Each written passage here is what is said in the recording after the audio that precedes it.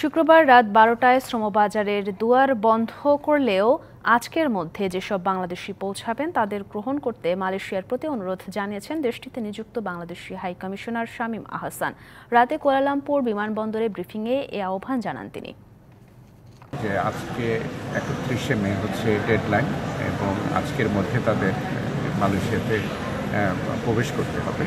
তো আজকে আমি এয়ারপোর্টে আছি আমাদের বাংলাদেশিদের রিসিভ করার জন্য। ইতিমধ্যে এই সাম্প্রতিক দিনগুলোতে বেশ কয়েক হাজার প্রবাসী বাংলাদেশি উডবি ইমিগ্রেন্টস তারা এসে পৌঁছেছেন।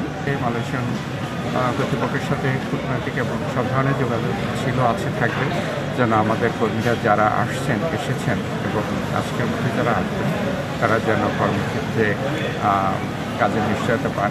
আপাতত নতুন একটি প্রোগ্রাম আমরা দেখছি না, কিন্তু তারা যেন যারা অবৈধ আছেন তাদের প্রতি যেন একটি লেনিয়েন্ট বা খুব একটি সফট অ্যাপ্রোচ তারা গ্রহণ করেন।